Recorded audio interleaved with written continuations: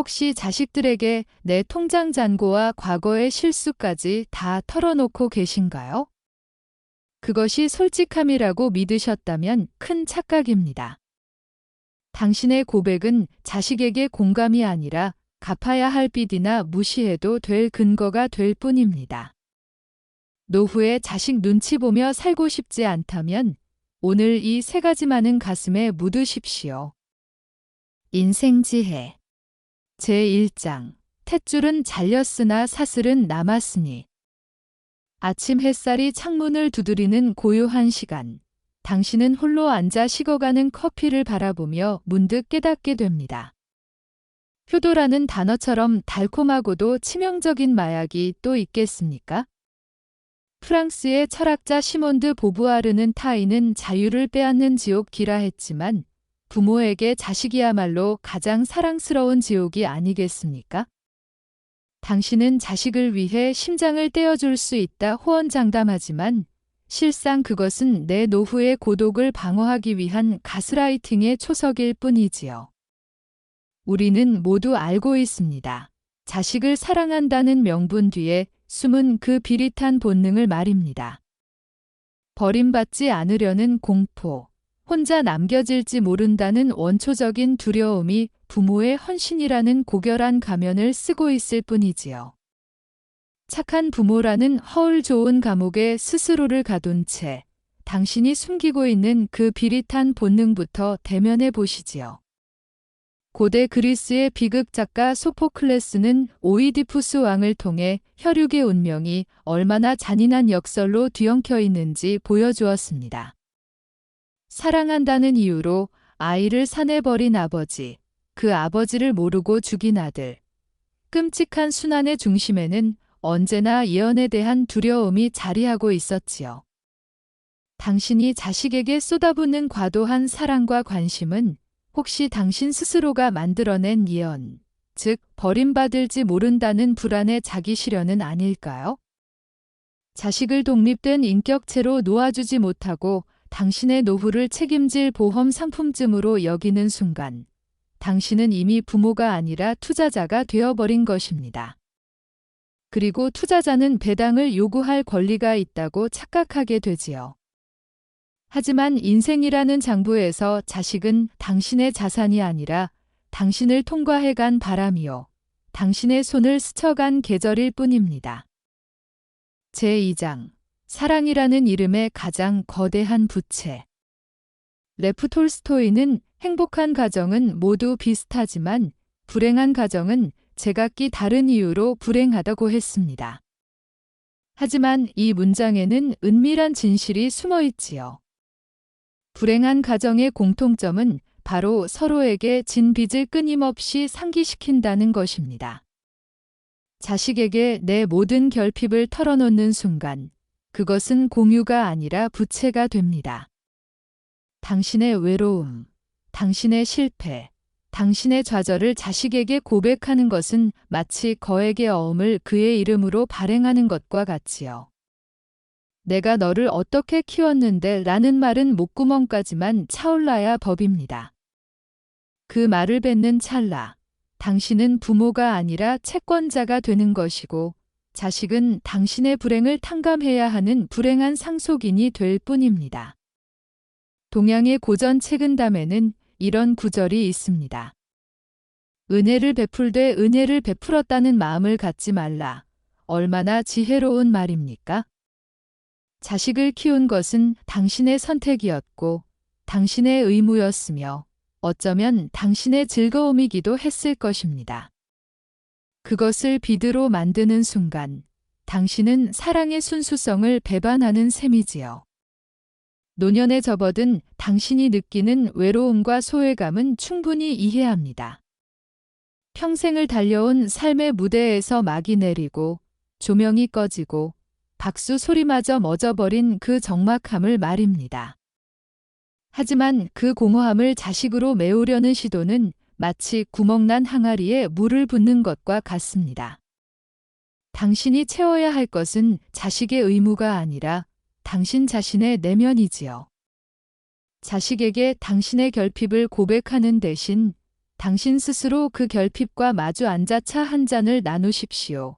그 고독 속에서만 진정한 품위가 싹트는 법입니다. 제3장 금고 열쇠를 보여준 왕의 비참한 말로. 셰익스피어의 리어 왕을 기억하십니까? 늙은 왕이 자신의 왕국을 세 딸에게 나눠주며 사랑을 시험했던 그 비극 말입니다. 왕은 자신의 모든 것을 내어주면 딸들의 사랑이 영원할 것이라 믿었지요. 하지만 권력을 잃은 왕은 더 이상 왕이 아니었고 재산을 잃은 아버지는 더 이상 존경받는 가장이 아니었습니다. 자식에게 당신의 정확한 통장 잔고와 숨겨둔 뒷주머니를 보여주셨습니까? 아, 그 어리석음이란. 인맥이 썩은 동아줄이라면 혈육의 기대감은 당신의 목을 조르는 비단 올가미와 같습니다.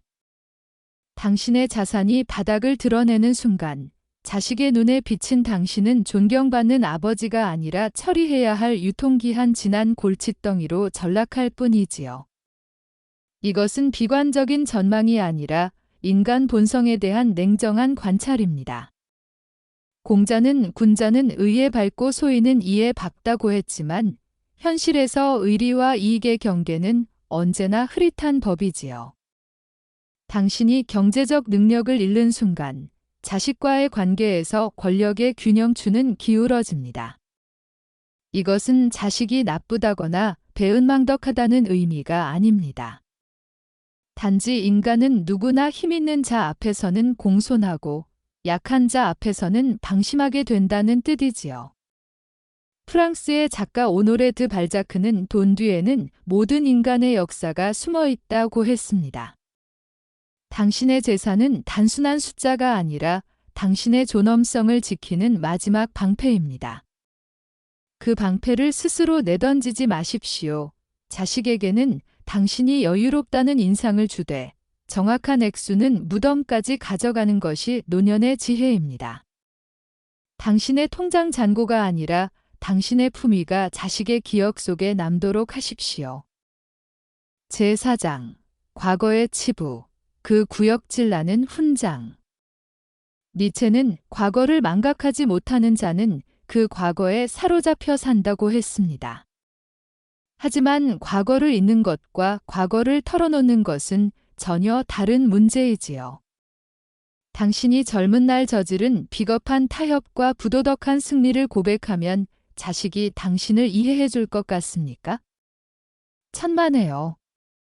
자식은 부모의 완벽함을 갉아먹고 자라는 괴물입니다. 부모의 권위는 신화 위에 세워진 성과 같아서 한번 균열이 생기면 순식간에 무너지는 법이지요. 당신의 치부는 자식에게 두 가지 중 하나가 됩니다. 나도 저렇게 살아도 된다는 면죄부가 되거나 평생 당신을 무시할 수 있는 날카로운 칼날이 되어 돌아올 따름입니다. 조선시대의 학자 율곡이인은 사람의 마음은 거울과 같아서 티끌이 묻으면 본래의 밝음을 잃는다고 했습니다. 자식의 마음속에 있는 당신의 이미지는 하나의 거울입니다. 당신이 과거의 실수를 고백하는 순간 그 거울에 지울 수 없는 얼룩이 생기지요. 물론 완벽한 인간은 없습니다. 당신도 나도 우리 모두 삶이라는 전쟁터에서 살아남기 위해 때로는 비겁했고 때로는 냉혹했으며 때로는 양심을 저당 잡혔던 순간들이 있었을 것입니다. 하지만 그것은 당신이 홀로 껴안고 소화해야 할 인생의 숙제입니다. 자식에게 그 무게를 나눠주려는 시도는 공감을 구하는 것이 아니라 짐을 떠넘기는 것이지요. 당신의 과거는 당신의 것입니다. 그것을 훈장처럼 자랑할 필요도 없고 죄악처럼 고백할 필요도 없습니다. 침묵 속에서 그것을 정제하고 지혜로 승화시키십시오. 그것이 노년에 이른 자의 품격입니다. 제5장 배우자에 대한 혐오라는 독배. 독일의 시인 라이너 마리아 릴케는 사랑은 두 개의 고독이 서로를 보호하고 경계하며 인사하는 것이라 했습니다. 하지만 오랜 세월 함께한 부부 사이에서 사랑은 때로 증오로, 보호는 간섭으로, 인사는 냉소로 변질되기도 하지요.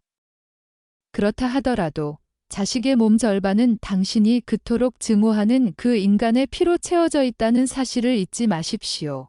배우자의 험담을 자식에게 쏟아붓는 행위는 결국 자식의 절반을 부정하는 가학적인 유희에 불과하지요. 당신이 내뱉은 독설은 자식의 영혼에 곰팡이처럼 피어나 결국 당신을 손절해야 할 1순위 인간으로 낙인 찍게 만듭니다. 중국의 고전 세설 신화에는 이런 일화가 있습니다. 어느 부부가 평생 다투며 살았지만 자식들 앞에서만큼은 서로를 존중하는 척했다고 합니다. 이것이 위선이겠습니까? 아닙니다. 이것이야말로 부모로서의 최소한의 책임이지요. 자식은 부모의 관계를 보며 인간관계의 원형을 배웁니다. 당신이 배우자를 조롱하고 모욕하는 모습을 보며 자란 아이는 결국 관계란 서로를 상처 입히는 전쟁터라고 학습하게 됩니다. 그리고 그 학습은 언젠가 당신을 향해 돌아올 것입니다. 배우자에 대한 불만은 당신의 일기장에 쓰거나 당신의 오랜 친구에게 털어놓거나 혹은 깊은 산속에 가서 바위를 향해 외치십시오. 하지만 자식 앞에서만큼은 입을 다물어야 합니다. 그것이 자식에 대한 사랑이요. 동시에 당신 자신을 지키는 방법입니다. 제6장 반전. 당신이 숨긴 비밀이 실은 그들의 희망이었다면 기괴한 사실을 하나 알려드릴까요? 당신이 그토록 숨기려 했던 그 추악한 비밀들이 실은 자식이 당신을 인간으로 느꼈던 유일한 틈새였다면 어쩌겠습니까? 일본의 작가 나스메 소세키는 마음이라는 소설에서 완벽해 보이는 스승이 숨긴 죄책감이 오히려 그를 인간답게 만든다는 역설을 그렸습니다. 당신이 완벽한 부모의 가면을 쓰고 연기하는 동안 자식은 그 숨막히는 정갈함에 질식하고 있었다는 이 역설을 말입니다. 인간은 누구나 결함 속에서 빛나는 법이지요. 완벽함은 존경을 낳지만 거리감도 함께 낳습니다. 반면 적절히 드러난 약점은 친밀함을 만들어냅니다. 프랑스의 철학자 미셸 드 몽테뉴는 가장 아름다운 삶은 평범한 인간의 모델을 따르되 질서 있고 기적도 없고 터무니없는 것도 없는 삶이라 했습니다. 당신이 숨긴 비밀들, 그 작은 실수들과 부끄러운 순간들이 사실은 당신을 인간답게 만드는 요소들입니다. 하지만 여기에는 미묘한 균형이 필요합니다. 모든 비밀을 털어놓으라는 것이 아니라 당신이 완벽하지 않다는 사실을 은연중에 보여주라는 것이지요. 자식 앞에서 가끔은 실수를 인정하고 때로는 모른다고 고백하며 종종 도움을 청하십시오. 그러면 자식은 당신을 신이 아닌 인간으로, 권위가 아닌 동반자로 보게 될 것입니다. 비밀을 숨기되 완벽함을 포기하는 것, 이것이 노년의 지혜로운 처신입니다. 제7장 거울 속의 괴물, 내가 가르친 대로 나를 버리다. 칼 융은 우리는 타인에게서 가장 싫어하는 것이 실은 우리 자신의 그림자라고 했습니다. 결국 당신을 가장 아프게 찌르는 것은 자식이 아니라 당신이 자식에게 심어놓은 당신 자신의 욕망입니다. 당신이 가르친 냉혹한 생존 본능과 계산적인 사랑이 이제 늙고 병든 당신을 향해 총구를 겨누고 있지요. 자식이 성공만을 추구하도록 가르쳤다면 그 자식이 성공에 도움이 되지 않는 늙은 부모를 멀리하는 것은 지극히 논리적인 귀결입니다. 자식에게 돈의 중요성을 강조했다면 그 자식이 당신의 재산에만 관심을 갖는 것 역시 당신의 교육이 성공한 증거이지요. 그리스 신화의 크로노스는 자신의 자식들에게 잡아먹힐 것을 두려워해 그들을 삼켰지만 결국 제우스에게 패배했습니다. 당신이 멀리하려 했던 그 배은망덕한 자식의 모습은 사실 당신이 평생 거울을 보며 외면했던 당신의 진면목입니다. 자식은 당신의 복사본이요, 당신의 연장선이며 당신의 거울입니다. 자식의 냉정함이 못마땅하다면 당신이 살아온 방식을 돌아보십시오. 자식의 무관심이 서글프다면 당신이 타인에게 보인 무관심을 떠올려 보십시오. 노자는 남을 아는 자는 지혜롭고 자신을 아는 자는 깨달은 자라 했습니다. 자식을 비난하기 전에 당신 자신과 마주 앉으십시오. 그 고통스러운 직면 속에서만 진정한 성장이 일어납니다. 제8장 무덤까지 가져갈 침묵의 무게. 자, 이제 선택하십시오. 모든 것을 고백하고 홀가분하게 버림받으시겠습니까? 아니면 끝까지 고독한 왕으로 군림하며 침묵 속에서 말라 죽겠습니까? 하지만 이것은 잘못된 이분법입니다. 진정한 선택은 제3의 길에 있지요. 침묵하되 고립되지 않는 것, 비밀을 지키되 소통하는 것, 거리를 두되 사랑하는 것. 독일의 시인 헤르만 헤세는 데미안에서 새는 알에서 나오려고 투쟁한다. 알은 세계이다.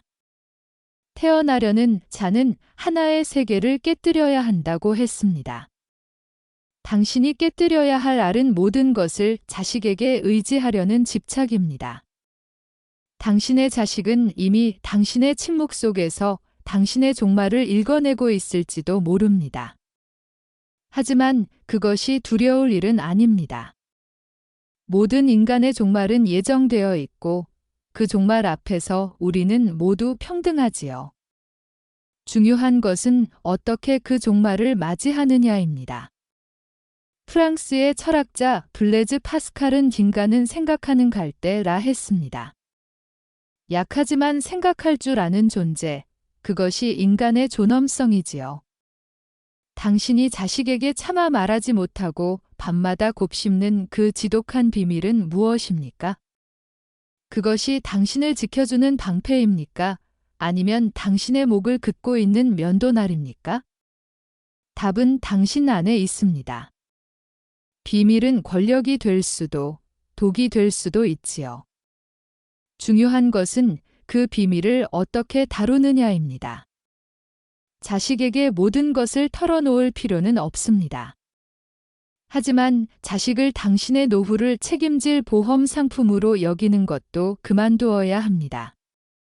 자식은 독립된 인격체이며 그들에게도 그들의 삶이 있습니다. 당신의 행복은 자식의 효도에 달려있지 않습니다. 당신의 행복은 당신이 당신 자신과 얼마나 평화롭게 공존하느냐에 달려있지요. 일본의 승려료카는 내 손에 쥔 것이 없으니 얻을 것도 없고 잃을 것도 없다고 했습니다. 비우십시오. 자식에 대한 기대를, 효도에 대한 환상을, 보답받으려는 욕심을 모두 내려놓으십시오. 그리고 그 빈자리에 당신 자신을 채우십시오. 당신이 좋아하는 책을, 당신이 사랑하는 음악을, 당신이 오랫동안 미뤄왔던 취미를 시작하십시오. 자식 없이도 행복할 수 있는 당신을 발견하는 순간, 역설적이게도 자식과의 관계도 건강해집니다. 그들은 더 이상 당신의 구원자가 아니라 당신 인생의 아름다운 조연이 되는 것이지요. 침묵의 무게는 무겁지만 그 무게를 견디는 법을 배우십시오. 그것이 품격 있게 나이 드는 길입니다. 당신의 비밀은 당신의 것입니다. 무덤까지 가져가되 그 무게에 짓눌리지 마십시오. 대신 그것을 지혜로 정제하고 침묵을 명상으로 승화시키십시오. 그러면 당신은 고독하되 외롭지 않은, 침묵하되 풍요로운 노년을 맞이할 수 있을 것입니다.